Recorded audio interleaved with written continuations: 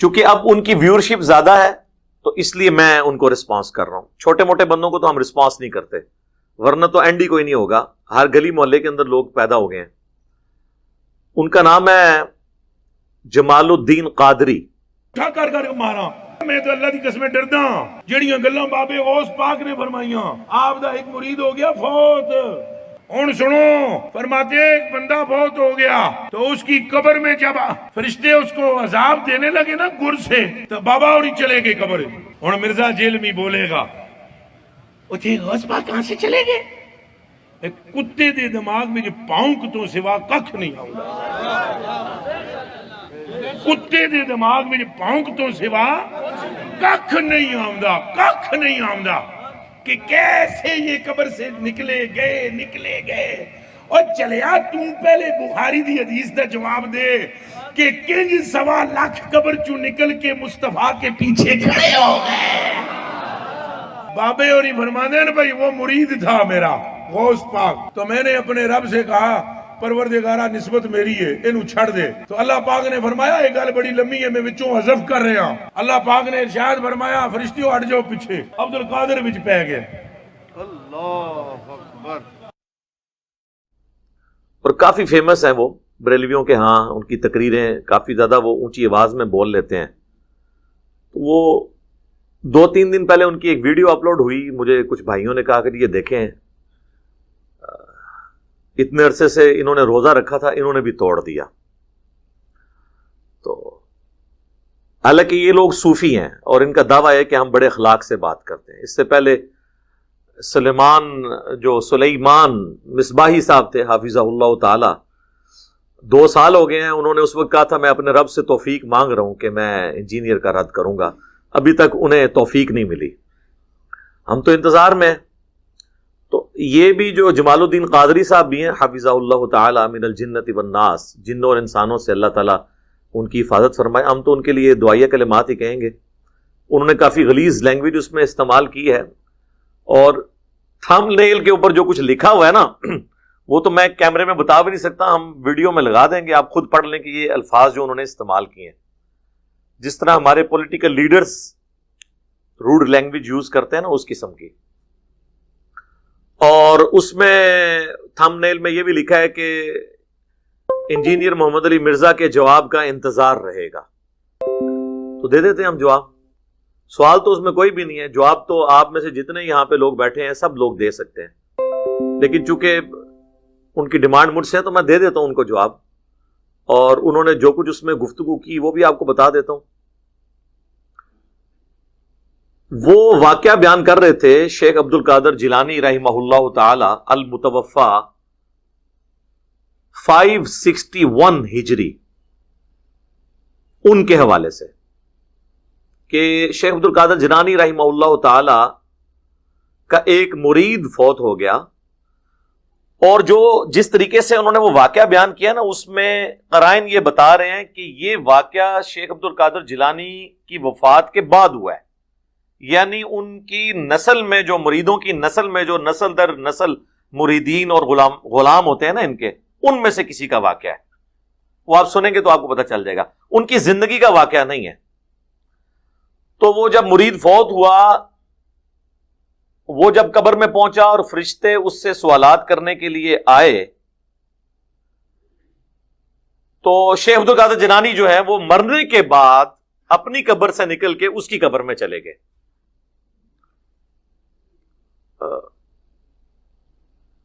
ان کو help out کرنے کے لیے. تو فرشتوں نے کہا کہ یہ تو شیخ عبد القادر جیلانی آ گئے ہیں. میرے بھائی فرشتے کسی کو کیا سمجھتے ہیں؟ قرآن میں ہے کہ فرشتوں کو جو اللہ حکم دیتا ہے نا بس وہ اسی کی پیروی کرتے ہیں, وہ اس طرح کے معاملات میں نہیں پڑتے.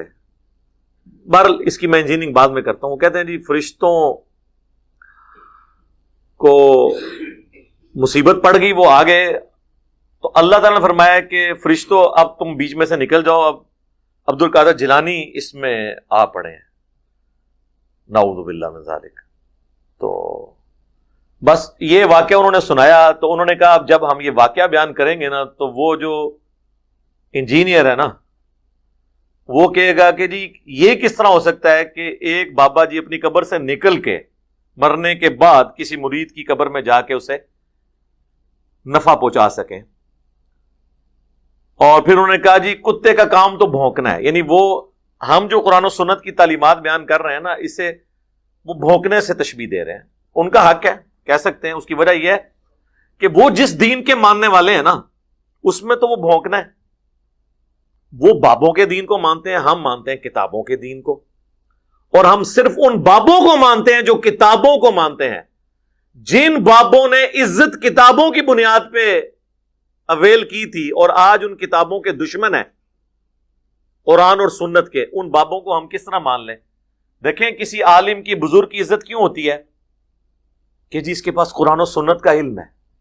اور اگر وہ کہے کہ قرآن و سنت ڈائریکٹ نہیں پڑھنا گمراہ ہو جاؤ گے، اور دین سینہ بسینہ چل رہا ہے، کتابوں کو چھوڑ دو، علم بس کریو یار، تو سر پھر تو بھی اسی جان چھڑاواں گے نا. آپ کی تو عزت اس کی بنیاد پہ تھی.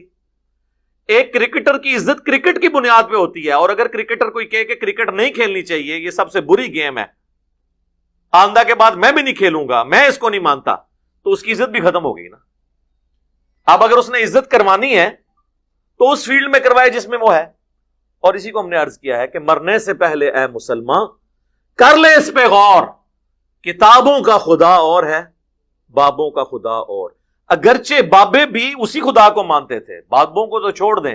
ہندو، سکھ، عیسائی، ایون جو آسمانی مذاہب میں نہیں یقین کرنے والے لوگ، وہ لوگ بھی ایک خدا کو مانتے ہیں، اسی ایک خدا کو. تو جب ہم یہ کہتے ہیں نا کہ بابوں کا خدا اور ہے، مراد یہ کہ خدا وہی ہے، لیکن اس کی کوالٹیز جو بابے کلیم کر رہے ہیں وہ نہیں ہے جو قرآن و سنت کے اندر آئی ہوئی ہے. قرآن و سنت جو تعارف کروا رہا ہے وہ اور ہے.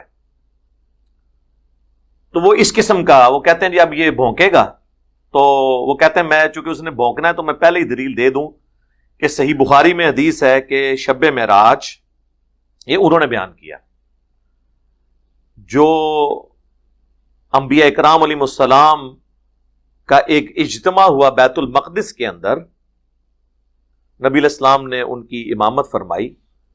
تو وہ انبیاء بھی تو اپنی قبروں سے نکل کے آ گئے تھے، تو اگر شیخ عبد القادر جیلانی نکل آتے ہیں تو اس میں کون سا مسئلہ ہے؟ اچھا، اب انہوں نے اس کو دلیل بنایا اپنے بزرگوں کی، یعنی واقعات انبیاء کے بیان کرتے ہیں اور ثابت یہ اپنے بزرگوں کو کرتے ہیں. اس کی انجینئرنگ تو میں بعد میں کرتا ہوں، پہلے تو میں ان سے پوچھتا ہوں کہ آپ اپنے نام کے ساتھ قادری لکھتے ہیں اور اپنی نسبت شیخ عبد القادر جیلانی کے ساتھ کرتے ہیں، انہی کی وجہ سے قادری کہلاتے ہیں نا. تو شیخ عبد القادر جیلانی رحمہ اللہ کی طرف جو منسوب کتاب ہے غنیت الطالبین، اس کے شروع ہی میں نماز کا طریقہ انہوں نے لکھا ہوا ہے، اور وہ وہی طریقہ لکھا ہے جو بخاری اور مسلم میں موجود ہے. یعنی اللہ کے محبوب صلی اللہ علیہ وآلہ وسلم نماز میں رکوع میں جاتے وقت اور رکوع سے اٹھتے وقت رفع الیدین کرتے تھے، جس سے یہی بزرگوں کے ماننے والے کبھی کہتے ہیں مکھیاں مارنا، کبھی کہتے ہیں بت رکھ کے آتے تھے، کبھی کہتے ہیں یہ منسوخ ہو گیا. تو جس شیخ عبد القادر جیلانی رحمۃ اللہ علیہ کے نام پہ آپ لوگ عزتیں اویل کر رہے ہیں، ایون چندے اکٹھے کر کے اپنا سورس آف انکم جس شخصیت کو آپ نے بنایا ہے، وہ جس طریقے پہ نماز پڑھتی تھی وہ آپ نماز کا طریقہ پبلک میں کیوں نہیں بتاتے؟ پھر سچے قادری ہوں گے نا. آپ کا تو دعویٰ ہے وہ اولیاء اللہ کے سردار ہیں. اچھا، اولیاء اللہ کے سردار وہ نماز پڑھتے رہے جو منسوخ تھی؟ سردار تے چیک کر کے بنانا سی نا. نہیں، وہ حنبلی تھے. وہ حنبلی کو تو بعد میں ہم دیکھیں گے، پہلے تو ہم یہ دیکھیں گے، پہلے تو یہ بات ہے یہ آئی جھوٹ ہے. نبی صلی اللہ علیہ وآلہ وسلم کی نماز کا طریقہ جو آپ کے نزدیک ختم ہو چکا، جو مکھیاں مارنا ہے، نعوذ باللہ، اور کیا کیا آپ اس کے لیے نام رکھتے ہیں. آپ کے سب سے بڑے بزرگ اس طریقے پہ نماز پڑھتے تھے. جس بزرگ کو پوری زندگی یہی نہیں پتا چلا کہ نبی علیہ السلام نے نماز کس طریقے پہ پڑھی ہے، وہ آپ کے دلوں کے حال کیسے جانتے ہوں گے؟ پھکی ہے نا سر، الزامی جو آپ اینٹی وینم ساڑھے گل تو پھر یہی گلا نے. جسے خود نماز کا طریقہ نہیں پتا بقول آپ کے، پہلے تو انہیں حنفی کریں قبر سے نکال کے ریکویسٹ کر کے، لیکن اب تو کوئی فائدہ نہیں۔ دوسرا یہ جو آپ نے بات کی کہ بخاری شریف میں حدیث ہے، تو پہلی بات ہے یہ بخاری میں حدیث ہے ہی نہیں ہے، یہ حدیث صحیح مسلم کے اندر ہے۔ وہ تو آپ کو پتا ہے یہ ہر جگہ ہی کہہ دیتے ہیں بخاری شریف میں، ان کو کیا پتا؟ اور میں اگر مسلم شریف ان کو دے بھی دوں نا، ان کو آدھا گھنٹہ لگ جائے گا ڈھونڈنے میں وہ حدیث۔ یہ حدیث مسلم شریف میں ہے اور سنن نسائی کے اندر ہے، اور مشکات میں بھی مسلم شریف کے حوالے سے موجود ہے کہ نبی علیہ السلام فرماتے ہیں کہ شب معراج بیت المقدس میں انبیاء کرام اکٹھے ہوئے اور جبرائیل علیہ السلام نے مجھے کہا کہ میں ان کی امامت کرواؤں، جس کی وجہ سے ہم آپ صلی اللہ علیہ وآلہ وسلم کو امام الانبیاء کہتے ہیں۔ یہ انبیاء کرام علیہ السلام کا بیت المقدس میں جمع ہونا ایک برزخی واقعہ تھا، اسے کسی آؤٹ سائیڈر نے آبزرو نہیں کیا، ورنہ 1,00,000 کے قریب بندے اگر کسی شہر میں ایک رات میں آ جائیں، اور ان زمانوں میں جب شہروں کی آبادی ہی سینکڑوں یا چند ہزار پہ مشتمل ہوتی تھی، اور ایک مسجد میں آ جائیں، بیت المقدس کی مسجد میں، اس وقت کیا آج بھی بیت المقدس کی مسجد اتنی بڑی نہیں کہ اس میں 1,00,000 بندہ آ سکے؟ 5 سے 10,000 سے زیادہ بندہ وہاں نہیں آ سکتا، تو وہ کہاں آئے تھے پھر؟ برزخی طور پہ، ٹائم اینڈ سپیس سے آزاد۔ 1,00,000 بندہ کہیں رات میں آئے، پورے شہر کے اندر شور مچ جاتا ہے، تو یروشلم کے اندر تو یہ چیز ہو جانی چاہیے تھی نا۔ ایون خود جو نبی علیہ السلام تشریف لے گئے ہیں، آپ کو بھی کئی معاملات وہ وقتی طور پہ تھے، آپ نے اتنی باریکیوں سے آبزرو نہیں کیے۔ بخاری اور مسلم دونوں میں حدیث ہے، اللہ کے محبوب صلی اللہ علیہ وآلہ وسلم کہتے ہیں جب میں معراج سے واپس آیا تو مجھے کافروں نے جھٹلانا شروع کر دیا اور مجھ سے سوالات کرنے شروع کر دیے۔ بھئی سوال کیا کر رہے تھے کہ بتائیں کہ بیت المقدس کے کتنے دروازے ہیں، کتنی سیڑھیاں ہیں، اس کی دیواروں پہ رنگ کون سا ہوا ہے۔ میرے بھائی اس اکیڈمی میں، یہ آج ہماری کوئی 8ویں 9ویں مجلس ہے، اس سے پہلے میں 10 سال جس اکیڈمی میں جاتا رہا، ہر دفعہ سیڑھیاں چڑھ کے، آپ مجھ سے پوچھیں نا کہ میں کتنی سیڑھیاں چڑھ کے گیا ہوں تو مجھے نہیں پتا ہوگا، آپ کو اپنے گھر کی بھی سیڑھیوں کا نہیں پتا ہوگا۔ اور جو بندہ زندگی میں ایک دفعہ ایک جگہ گیا وہ کیسے ان سوالات کے جوابات دے سکتا ہے؟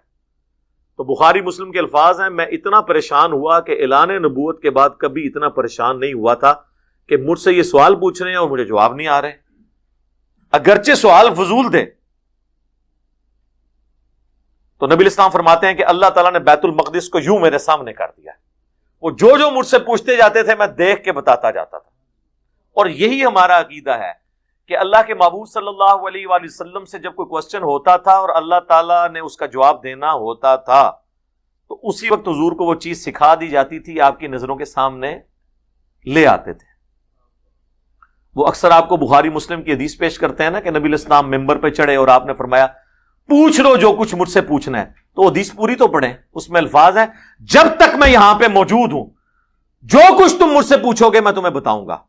تو اس میں امپلائیڈ ہے کہ مجھے اب اللہ نے اجازت دی ہے کہ میں یہاں پر ہوں، اب یہ تم نے خدا کو چیلنج کیا ہے تو خدا میرے ساتھ کھڑا ہے، جب تک میں ادھر موجود ہوں جو بھی مجھ سے پوچھو گے تو میں بتاؤں گا۔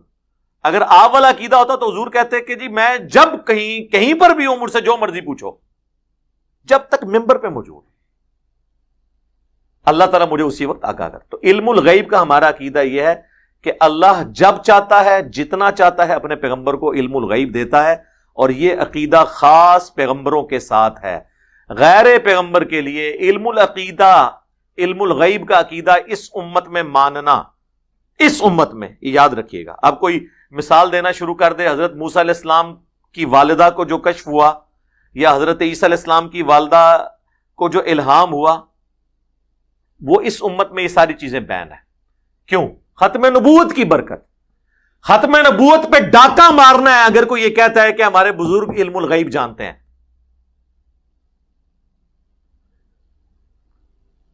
سورہ ال عمران میں اللہ تعالیٰ فرماتا ہے وَمَا كَانَ اللَّهُ لِيُطْلِعَكُمْ عَلَى الْغَيْبِ، اللہ کی تو یہ شان ہی نہیں کہ تمہیں غیب پر اطلاع دے۔